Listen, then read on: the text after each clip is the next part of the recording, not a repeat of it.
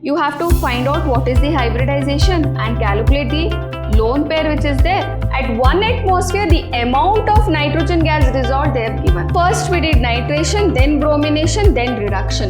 So which is the correct answer? Nitration.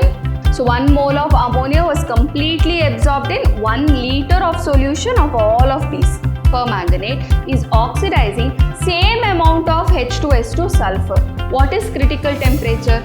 Critical temperature is a temperature above which the liquefaction of the gas does not occur.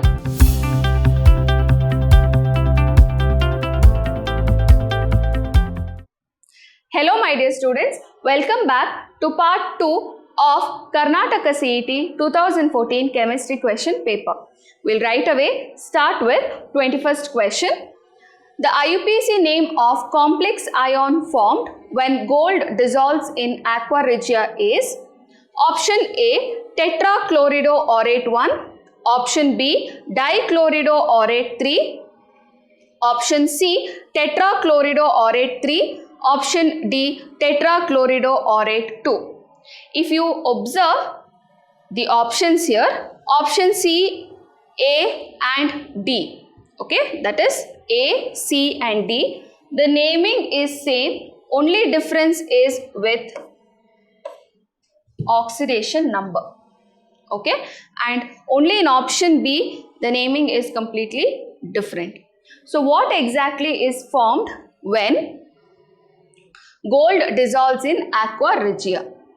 That is, it will form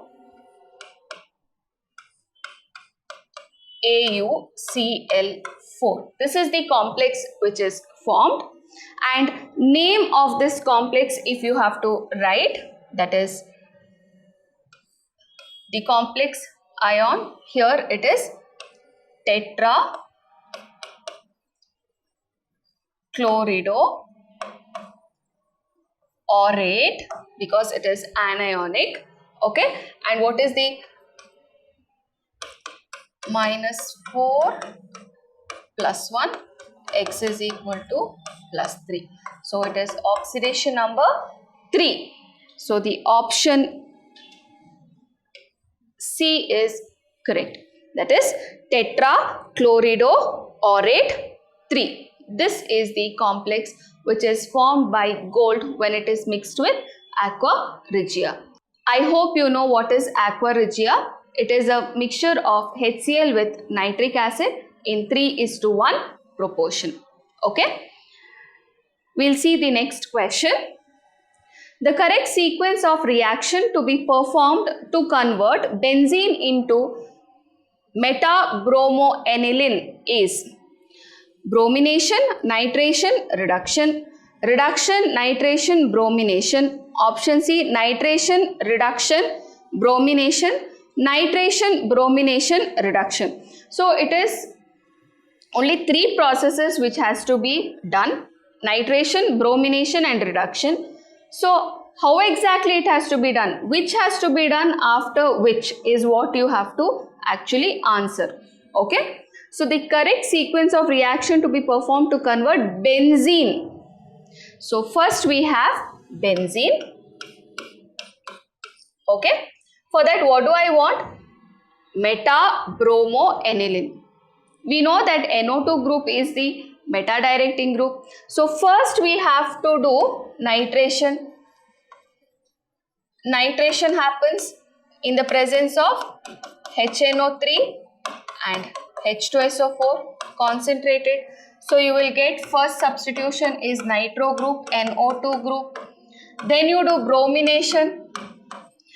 Bromination, it's meta-directing group. So bromine will come in the meta position, correct, and this remains as it is NO2. Now I don't want NO2 group, I want it to convert to NH2 group because I want metabromoaniline. So I will do reduction with tin and HCl so that I will get NH2 group and bromine in meta position.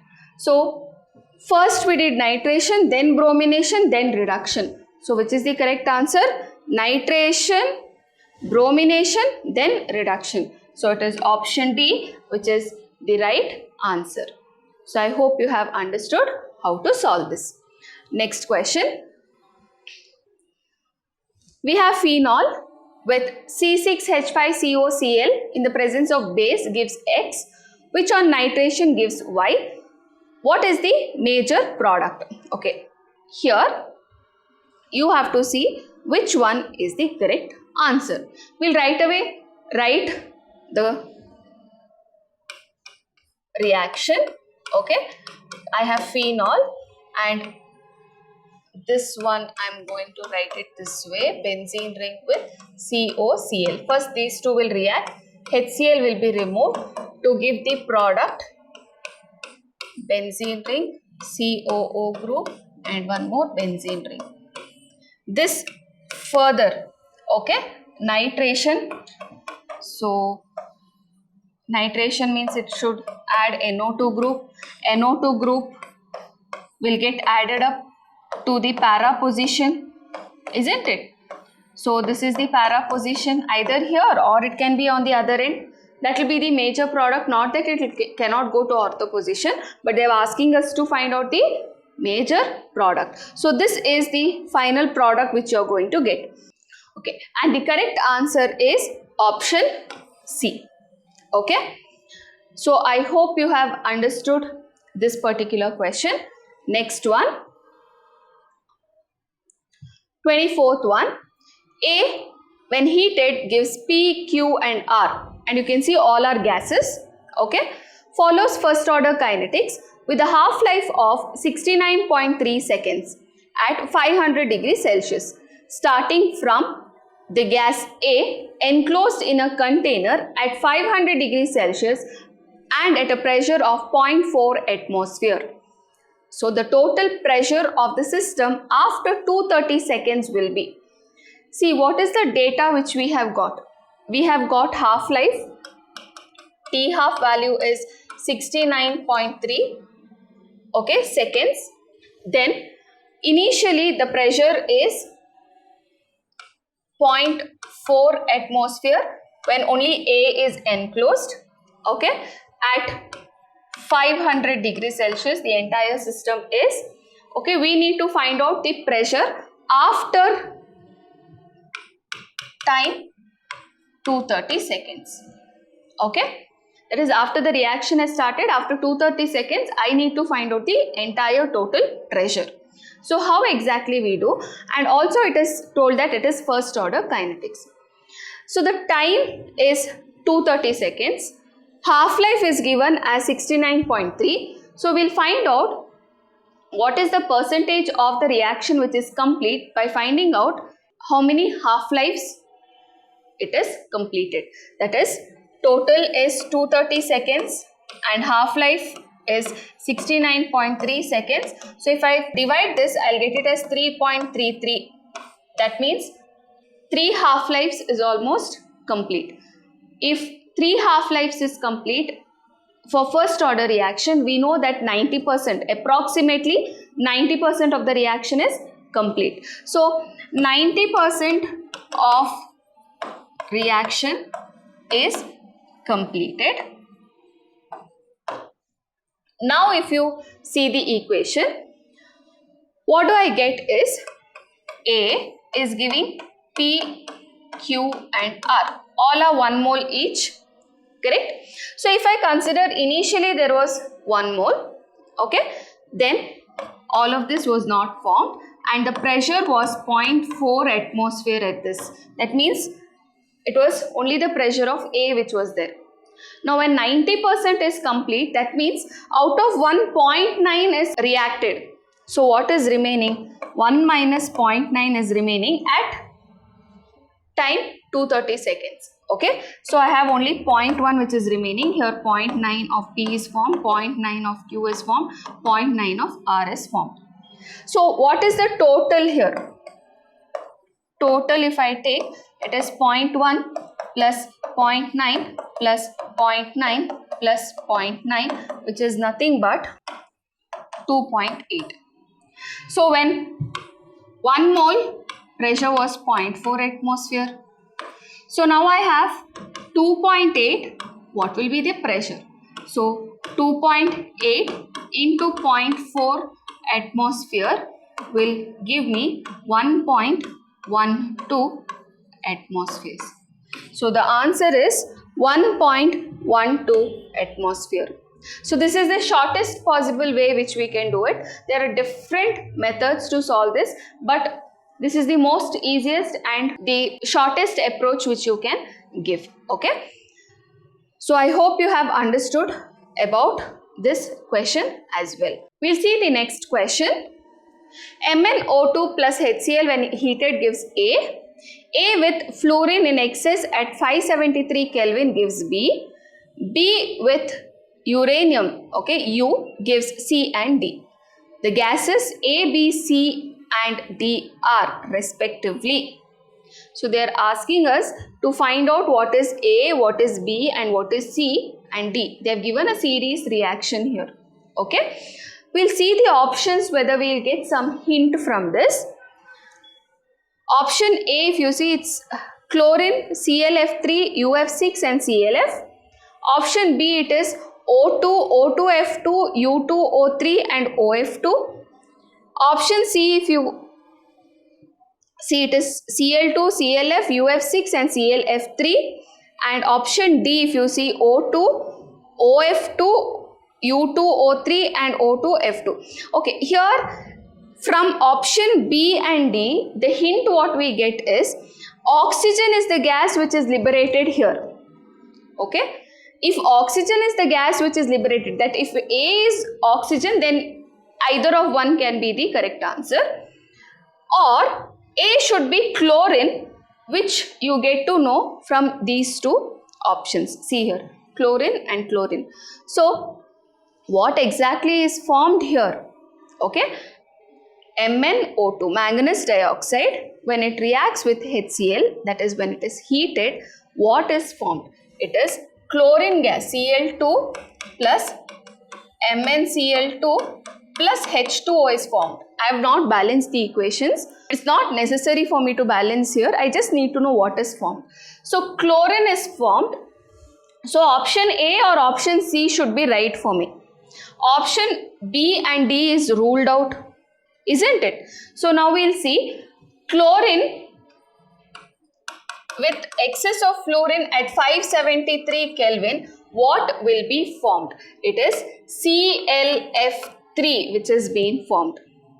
So if I know so much, I can actually tell the answer. Option A is the correct answer. It is ClF3 which is formed, and if ClF3 with U, when it reacts, you get UF6 plus ClF. Okay, so this is C and this is D. Even if you don't know this particular reaction with uranium here, it is quite easy for us to answer, because first and second, if you know A and B, if you get it right, you will know exactly this is the correct answer, because here in B only there is a change. So I hope you have understood how to solve this problem. Okay, we'll go to the next one, that is 26th question. Acetophenone cannot be prepared easily starting from. They're asking us where it cannot be prepared. Okay, so we have toluene, benzene, then you have C6H5CHOH, CH3 and C6H5C triple bond CH. So which one of them you cannot use to prepare acetophenone? Okay, we'll see. From benzene you can get very easily benzene with Friedel-Crafts reaction, that is CH3COCl in the presence of anhydrous aluminium chloride, isn't it? Cl3. What you will get? You will get acetophenone. Benzene ring with CO, CH3. This is acetophenone, isn't it? So you will get it from benzene. Whereas if you see C6H5, CHOH, CH3. Here I have to just remove the hydrogen, that is oxidation. I'll get C6H5, C double bond O, CH3. So this also is possible. Option D, if you see, C6H5C triple bond CH. Here if I break the bonds and if it undergoes reduction, that is in the presence of Hg plus 2 and H2SO4, what happens here is you will get C6H5C double bond O CH3. So you can prepare acetophenone with B, C and D. Then you cannot prepare from toluene, that is C6H5CH3 directly. That's the reason option A is the correct answer. So next question. 1 mole of ammonia was completely absorbed in 1 liter solution, each of 1 molar HCl, 1 molar CH3COOH and 1 molar H2SO4 at 298 Kelvin. The decreasing order of the pH of the resulting solution is given that Kb of ammonia is 4.74. Okay, so we have to, what is that? Arrange in decreasing order of the pH of the resulting solution when 1 mole of ammonia is mixed with each one of them. Okay, that too 1 liter of solution we are going to take. So 1 mole of ammonia was completely absorbed in 1 liter of solution of all of these. So what is exactly formed? If you see HCl with ammonia, it will form ammonium chloride. Then you have CH3COOH, acetic acid with ammonia. It forms ammonium acetate, that is CH3COO NH4. Then we have H2SO4 with ammonia. It can form NH4 twice SO4.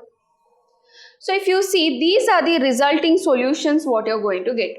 Ammonium chloride, ammonium acetate and ammonium sulfate. Now what are their pH? See here, it's a strong acid with a weak base. Okay, so this is acidic salt. Here it is weak acid, weak base. So this will be a neutral salt. Okay. Again here, strong acid, weak base, it is acidic. Now 2 are acidic and 1 is neutral. So pH of, this is neutral, so it will be 7. It will be more than the acidic ones. So it is B should be greater. Now among these two, which is the one which will have least pH and which will have in between? Now if you observe, the acidic ammonium chloride as well as ammonium sulfate, the one with the higher pH will be ammonium chloride and then ammonium sulfate. How did I get to know this? That here A should come and then C, that is the most acidic will be ammonium sulfate and then it will be ammonium chloride. How exactly? This is when we calculate the pH value, when we know pKa, pKb value on hydrolysis. Okay, so if I know on hydrolysis what is formed and then if I know the pKa and pKb values, then I can calculate the acidic strength of these two. Here they have given only pKb value, or to be very precise, they have given only Kb value, that is 4.74, that of ammonia. They have not given any other data at all. I know that there are 1 neutral solution which is formed and 2 are acidic. Which is more acidic? To be very accurate, I'll get to know only if I calculate. Otherwise, I can just tell that ammonium chloride is less acidic compared to that of ammonium sulfate, or ammonium sulfate is more acidic and because of which its pH is the lowest. Okay, but if we calculate only, we'll get to know exactly this is the answer. Thus, as we do not have enough data and it's also an out of syllabus question, this is awarded grace marks. Okay, and the actual answer should be D, provided they have given the correct data. Okay, so that's how this question is grace marks. Okay, next one. Next question, 28th one. 5.5 milligrams of nitrogen gas dissolves in 180 grams of water at 273 Kelvin and 1 atmospheric pressure due to nitrogen gas. The mole fraction of nitrogen in 180 grams of water at 5 atmospheric nitrogen pressure is approximately. So if you observe carefully, what is the data which is given? See, nitrogen gas, how much was dissolved? 5.5 milligrams of nitrogen gas dissolves in 180 grams when the pressure was 1 atmosphere. Okay. Now, what is the mole fraction of nitrogen in 180 grams of water at 5 atmospheric pressure of nitrogen gas? So, we need to find out the mole fraction. At 1 atmosphere, the amount of nitrogen gas dissolved they have given. Okay, so now at 5 atmospheric pressure, what is the mole fraction of nitrogen in 180 grams of water? We need to find out. So how do we solve this? And also, if you see the solution part, A, B, C and D, all it is 1 into the powers are changing. You can see 10 power minus 5, 10 power minus 4, 10 power minus 6 and 10 power minus 3. So we have to be very careful with the 10 to the power, what is there as powers. Okay, so we'll see how to solve this in a very short way. See, first of all, at 1 atmospheric pressure, the amount of nitrogen dissolved was 5.5 milligrams. Correct? So at 5 atmospheric, what amount I can get it very easily by cross multiplication. So therefore, amount of nitrogen at 5 atmospheric pressure is 5 into 5.5 into 10 to the power minus 3 grams, okay, which is equal to 27.5 into 10 power minus 3 grams. So I got the amount. Now I need to calculate the mole fraction. So once I know the amount, number of moles, easy to find out. So what is mole fraction? Mole fraction of nitrogen is number of moles of nitrogen by number of moles of nitrogen plus number of moles of water what we are taking. Okay, so one more thing, see, I don't know the number of moles of nitrogen. Okay, here just for convenience, number of moles of nitrogen is very small because you can see it is 27.5 into 10 power minus 3 grams. Okay, it's a very small value compared to the number of moles of water which is there, and thus in the denominator we will just neglect it. Okay, so number of moles of nitrogen is what? 27.5 is mass, 10 power minus 3 grams, mass by molecular mass. Molecular mass of nitrogen is 28, divide by 180 grams is mass of water, it is given here, and molecular mass is 18. So if I solve this, it's almost equal. So I'll get it as 1 into 10 to the power minus 3, and here this is divide by 10. So when it goes up, that is 10 to the power 1. So 1 into 10 to the power minus 4. This is the answer. So option B is the correct answer. This is the most easiest way. I've used rounding off as well as I've neglected number of moles of nitrogen in the denominator because the value is really very small. Okay, I just need to get the pass because the answer is same in my option. So my aim is to get these 10 to the power, that exponent, properly. Okay, so I hope you have understood how to solve this. It's quite easy. You don't have to actually write the formula and all of that. Only for you all to understand, I have done each and every step so that you will understand how to solve if you get such problems. Okay, ಈ ಥರ questions ಬಂದರೆ ಹೇಗೆ ಮಾಡೋದು ಅಂತ ಗೊತ್ತಾಗಬೇಕಲ್ವಾ. If I only use shortcuts and if I start doing it mentally here and give the answer, you will find it difficult to follow also. That's the reason I am writing all the formulas as well. Okay, next question, 29th question. 50 cm cube of 0.04 molar K2Cr2O7 in acidic medium oxidizes a sample of H2S gas to sulfur. Volume of 0.03 molar KMnO4 requires to oxidize the same amount of H2S gas to sulfur in acidic medium is. See, what they have given here is 50 cm cube of 0.04 molar K2Cr2O7 in acidic medium was required to oxidize H2S to sulfur. Now, for the same amount of H2S to sulfur to be oxidized by 0.03 molar KMnO4, what is the volume of KMnO4 required in acidic medium itself? So, in acidic medium, what is the change in oxidation number is what you have to know for potassium dichromate as well as potassium permanganate. For potassium dichromate, when it is in acidic medium, the change in oxidation number is usually 6. And for KMnO4, the change in oxidation number is 5. Okay, 5 units and 6 units. So if you know that, we can calculate the normality. In this case, I can just put the formula as normality is equal to molarity into change in oxidation number.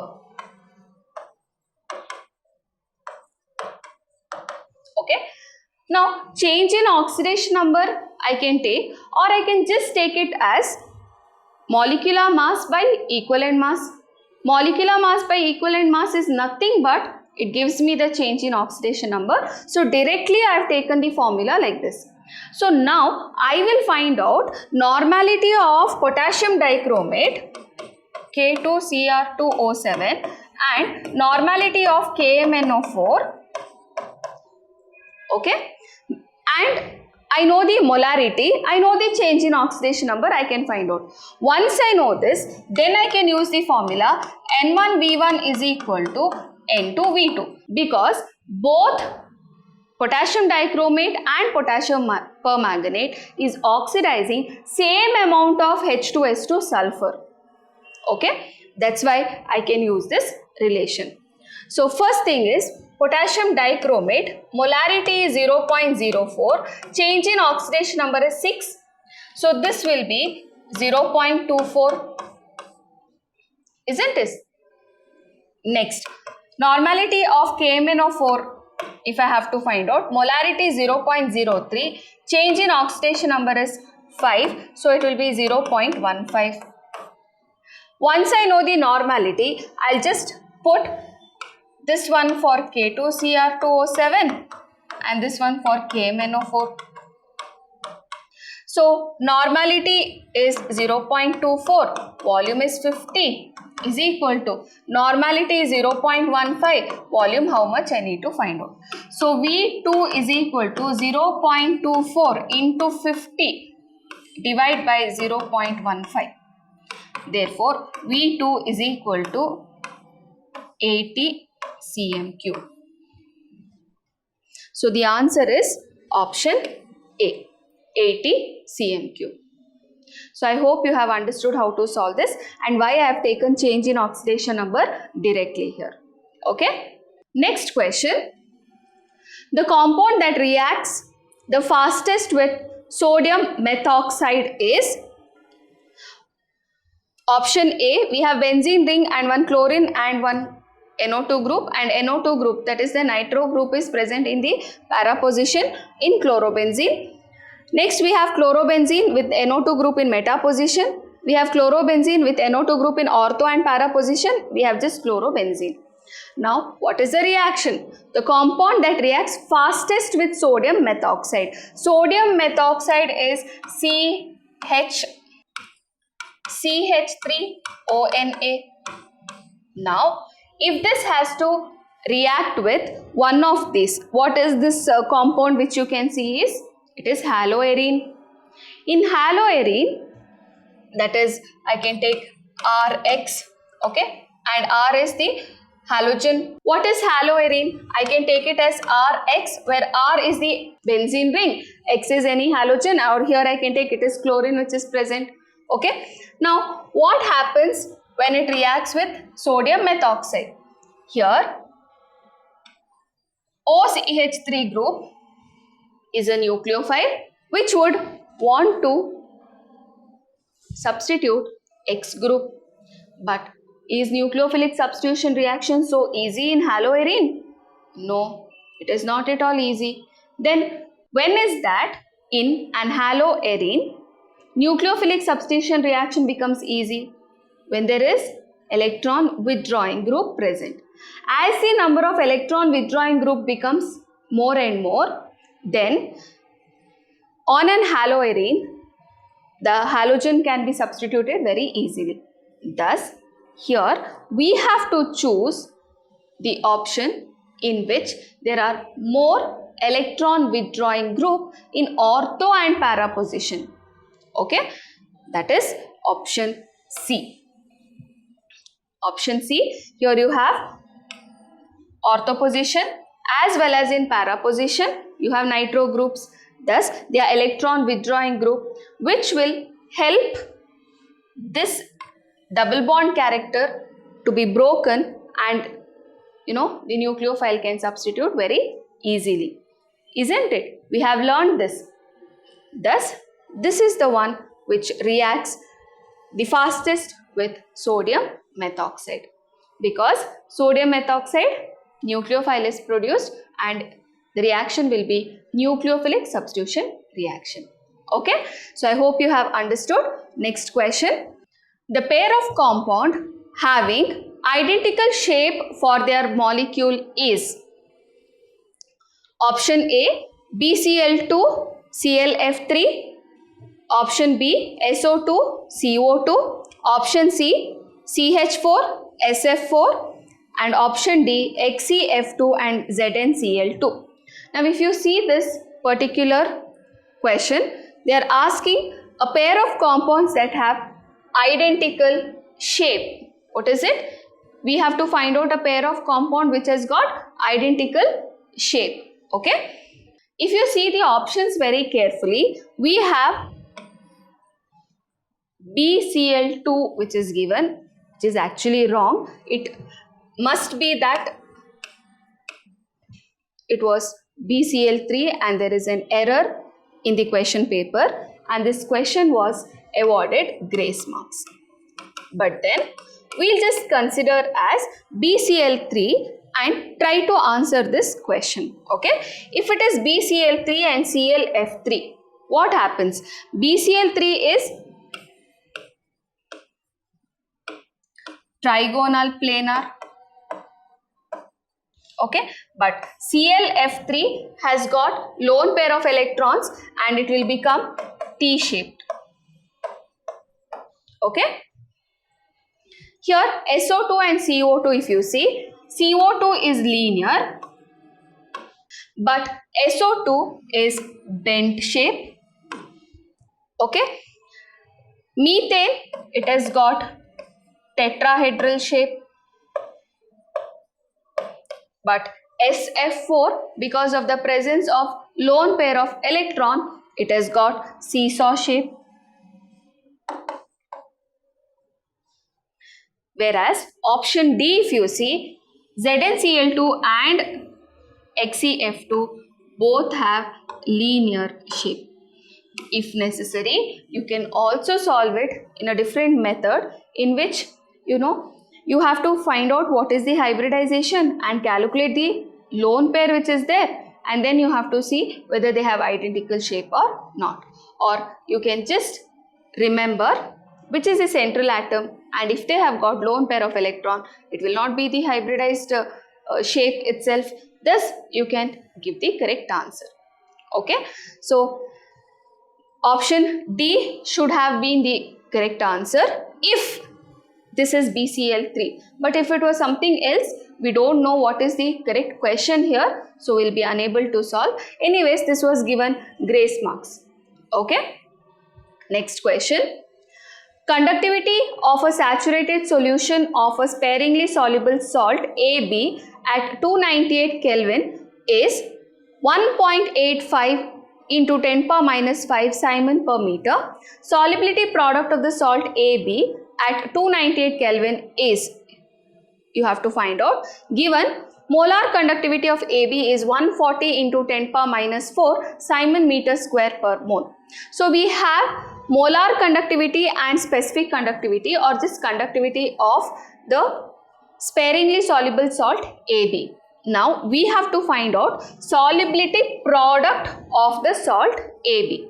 Okay, so first we will find out the solubility so that we will be able to find out the solubility product. Okay, so how do I calculate the solubility? It is the direct formula which we have to use. But then we'll see the options. Do we get any hint from the options?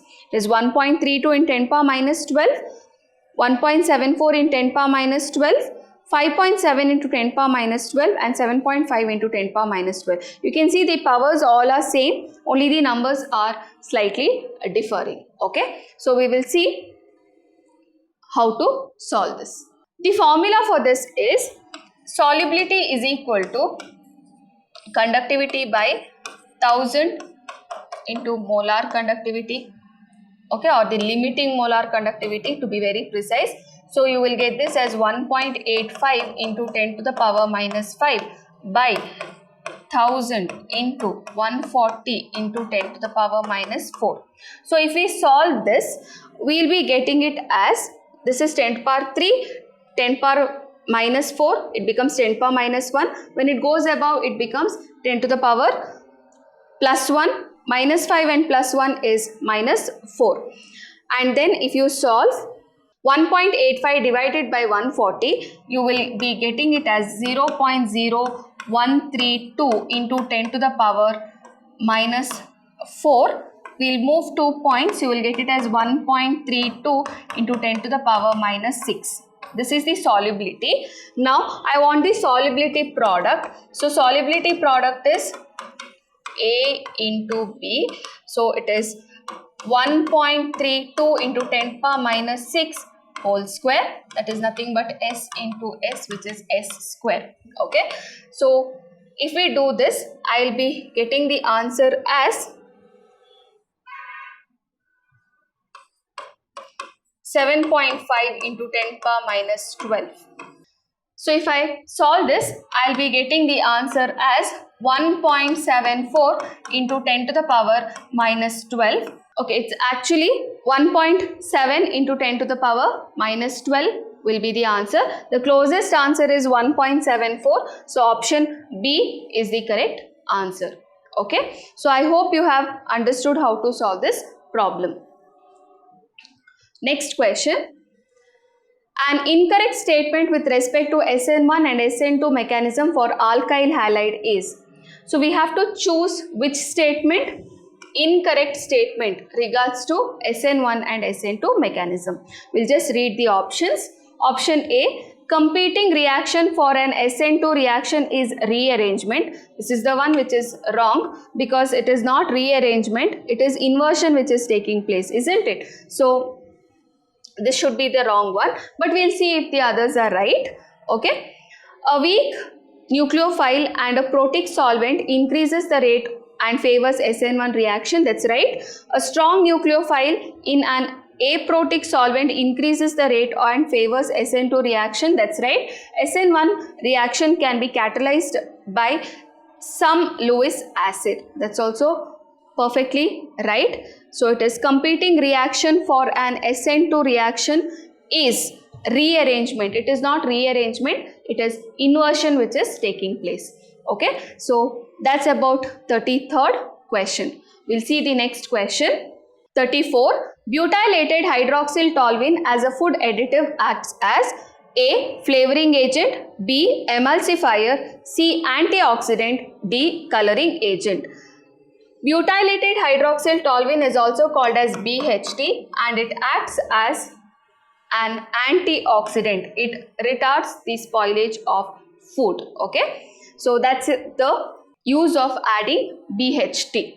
Next is pterilene is not a polyester fiber, step growth polymer, copolymer or chain growth polymer.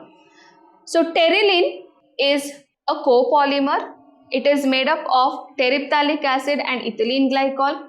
It is also a condensation polymer, isn't it?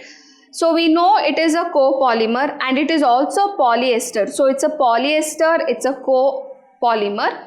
Also we know it is undergoing condensation polymerization. So what is it? It is not a step growth polymer or chain growth polymer. So which type of mechanism will it actually undergo? Step growth polymerization or chain growth polymerization? As here condensation reaction is taking place, it will follow step growth polymerization. It is not a chain growth polymer. Okay, so pterilene is not a chain growth polymer. Next question. The correct statement is 1 mole each of benzene and hydrogen when reacted with 1/3 moles of cyclohexane and 2/3 moles unreacted hydrogen. It is easier to hydrogenate benzene when compared to cyclohexene. Cyclohexadiene and cyclohexene cannot be isolated with ease during controlled hydrogenation of benzene. Option D. Hydrogenation of benzene to cyclohexane is a endothermic process. So they are asking us which is the correct statement, and in all of this statement what you can observe is it is benzene is undergoing hydrogenation to produce cyclohexane or cyclohexene. Okay, so about that particular process you need to know to answer this particular question.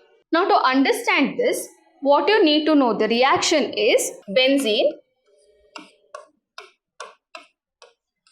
in the presence of sodium, liquid ammonia and methanol CH3OH, you will get cyclohexadiene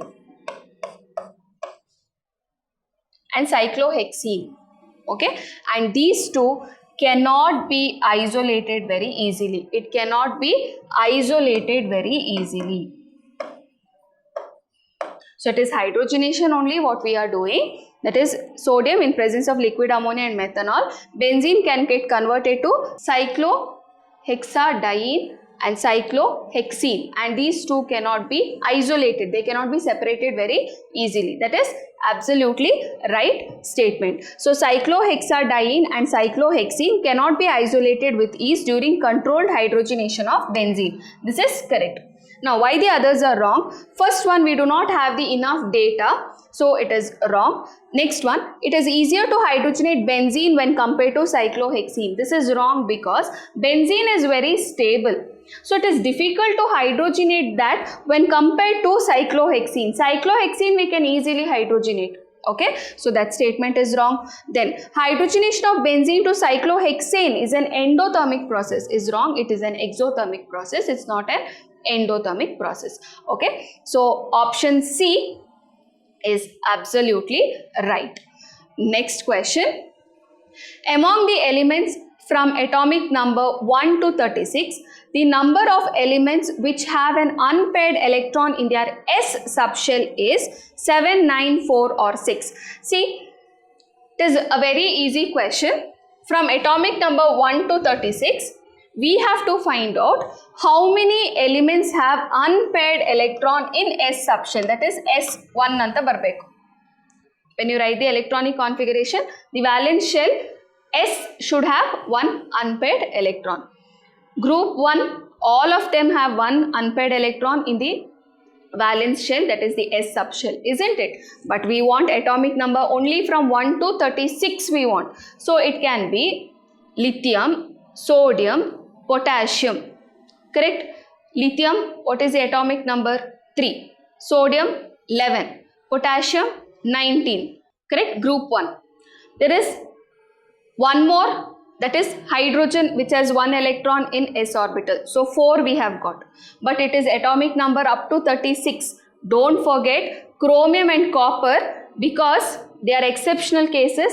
Atomic number 24 and atomic number 29 you have with 1 unpaired electron in s orbital. So we have hydrogen, lithium, sodium, potassium, then we have chromium and copper. So 1, 2, 3, 4, 5, 6. So answer is 6 elements have unpaired electron in the s subshell in their electronic configuration up to 36 atomic number.